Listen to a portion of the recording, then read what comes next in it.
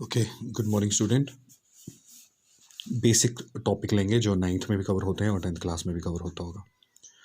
और जहाँ तक मैं देख पाता हूँ कि यूजुअली आप लोगों को प्रॉब्लम आती है अलजेब्रिक एक्सप्रेशन को सॉल्व करने में। जो पर्सनली मुझे फील हुआ है कि आप लोगों को ये अलजेब्रिक एक्सप्रेशन में प्रॉब्लम आती रहती है। तो आज हम अलजेब्रिक एक्सप्रेशन को ही सॉल्व करेंगे, तरीका सीखेंगे कैसे उनको ऐड करते हैं, कैसे उनको मल्टीप्लाई करते हैं, सब्ट्रैक्ट करते हैं, डिवाइड करते हैं, एक्सेट्रा। तो उसी बेसिक टॉपिक पे हम आज चलेंगे, ठीक है। तो अलजेब्रिक एक्सप्रेशन जो होते हैं उनको हम सॉल्व करेंगे। इससे पहले मैं आपको थोड़ा सा बता दूं बेसिक सा, जो हम पहले भी कर चुके हैं। जैसे हमारी यूजुअल काउंटिंग होती है ना, 1 2 3 4 5 होती है। बच्चों वाले तरीके से चल रहे हैं हम लोग, 7 8 सो ऑन। अब पता है एंडलेस है, ख़त्म नहीं होगी। वैसे चलिए एक नई काउंटिंग लिखता हूँ मैं, एक्स, ठीक है। ये एक्स वाली काउंटिंग है। 2x 3x 4x 5x लिख सकता हूँ कि नहीं, 6x 7x 8x। भाई ये अलग टाइप की काउंटिंग है जो एक्स वाली काउंटिंग है। ये काउंटिंग तो सबने पढ़ी, अब ये काउंटिंग भी आ रखी है। चलिए एक डिफरेंट और जैसे कुछ काउंटिंग ले लेते हैं। चलिए वाई वाली काउंटिंग के डिजिट्स बोलते हैं। Y 2y 3y 4y 5y 6y 7y 8y। ये भी काउंटिंग है। हाँ चलिए एक और काउंटिंग लेते हैं थोड़ा सा। चलिए एक्स वाई वाली काउंटिंग बोले, बिल्कुल वैसे ही जैसे आप यहाँ कर रहे हैं ना प्रोसीड, इसमें भी ऐसे ही प्रोसीड करेंगे। एक्स वाई तो क्या आएगा, 2xy 3xy 4xy, very good, 5xy, आगे बोलिए 6xy 7xy 8xy and so on. ऐसे 9xy 10xy चलता चलेगा कंटिन्यू। चलिए कुछ और काउंटिंग लें, कोई दिक्कत नहीं है। चलिए एक्स स्क्वायर है ना, एक्स स्क्वायर वाली काउंटिंग बोलते हैं। एक्स स्क्वायर तो क्या आएगा, 2x square 3x square 4x square 5x square 6x square 7x square 8x square so on. ये भी चलती जाएगी। चलिए एक्स स्क्वायर पी क्यू, कुछ भी जो आपके दिमाग में आता है साथ में जोड़ देते हैं। एक्स स्क्वायर पी क्यू ऐसे लिख दिया मैंने, तो क्या आप सेकंड इसका डिजिट बोल सकते हो, 2x square P Q, very good. 3x square P Q 4x square P Q, बोलते चलिए आगे सेम ही रहेगा सब कुछ। 5x square P Q 6x square P Q 7x square P Q 8x square P Q, कोई दिक्कत नहीं है। ये कुछ काउंटिंग्स हैं, ये वही एक्सप्रेशन जो हम यूजुअल काउंटिंग में, नॉर्मल काउंटिंग में हम करते हैं, वैसे ही मैं इनको आगे कंटिन्यू कर रहा हूँ सेम वे। अब एक नई चीज़ जो जहाँ पे आपको एम्फेसिस करना है, उस चीज़ को थोड़ा सा अटेंशन के साथ सुनिएगा जो मैं बोलने वाला हूँ। एक जैसी काउंटिंग के डिजिट आपस में प्लस हो सकते हैं, माइनस हो सकते हैं, मल्टीप्लाई हो सकते हैं और डिवाइड हो सकते हैं। क्या बोला मैंने, एक जैसी काउंटिंग, काउंटिंग माने गिनती, एक जैसी गिनती के अंक अगर आए तो वो आपस में प्लस भी हो सकते हैं, माइनस भी हो सकते हैं, मल्टीप्लाई भी हो सकते हैं और डिवाइड भी हो सकते हैं। ये रूल नंबर 1 है, बिल्कुल याद रखिएगा, ये भूलना नहीं है। एक जैसी काउंटिंग के डिजिट आपस में सब कुछ हो सकते हैं। रूल नंबर 2,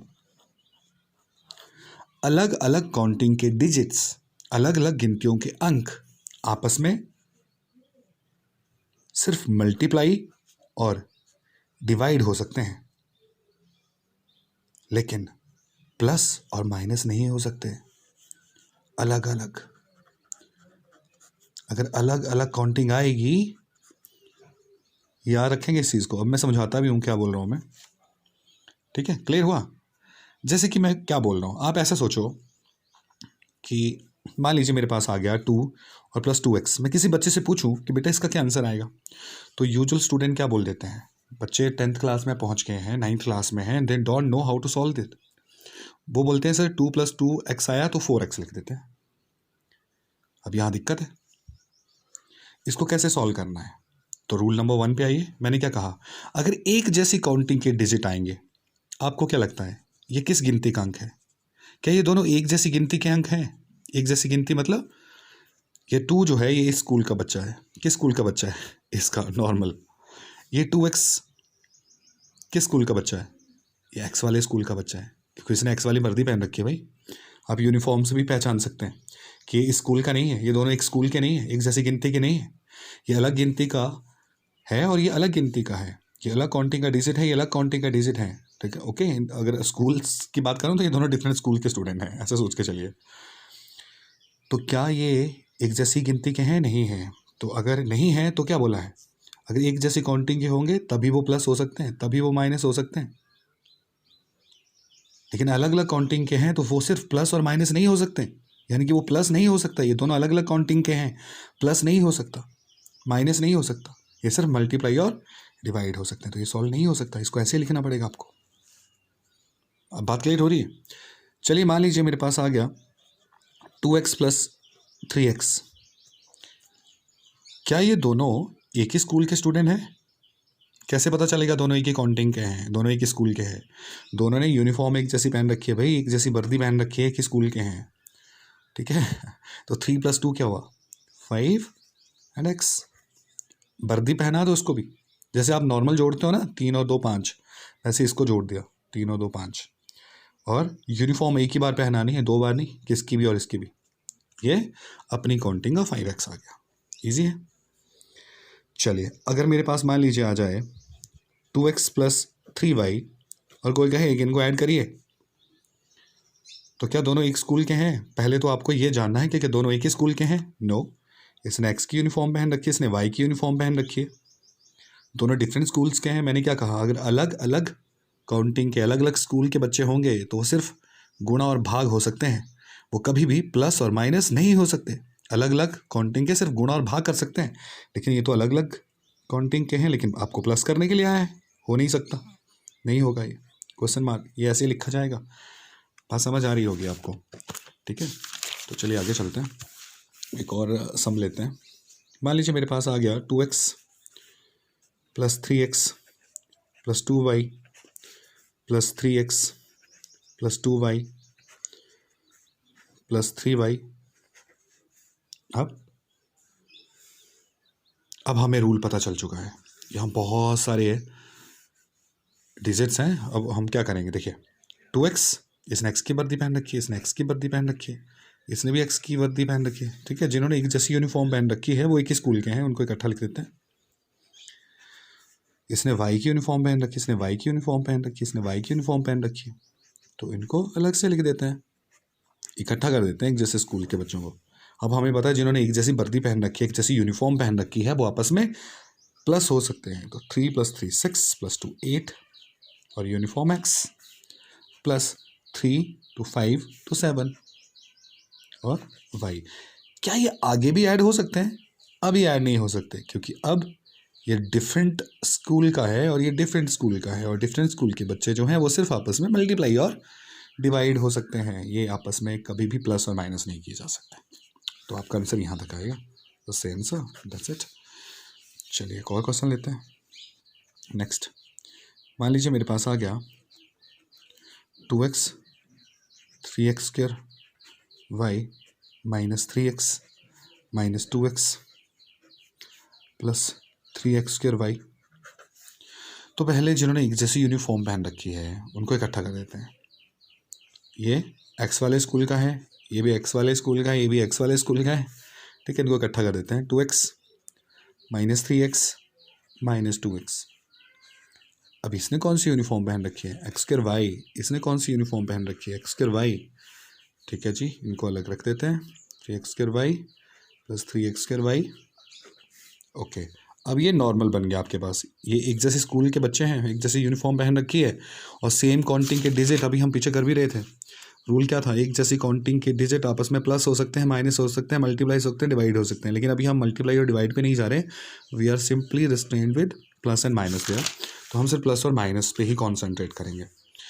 तो ठीक है जी, एक जैसे काउंटिंग के डिजिट हैं, ये आपस में प्लस या माइनस हो सकते हैं। अब सपोज करिए आपको सवाल आया है 2 - 3 - 2, तो क्या करते हैं? अगर यही सवाल आता तो क्या करते हैं? क्या आंसर आता आपका? तो आप कैसे करते थे? याद आया होगा आपको, जिसके साथ प्लस का निशान है वो पुलिस है, जिनके साथ माइनस है वो चोर हैं। पुलिस वाले अलग से लिख दो, चोरों को अलग से लिखा। कितने चोर हो गए जी? 3। माइनस का साइन है, चोर है ये, माइनस का साइन है, चोर है। 3 और 2 5, 5 चोर हो गए।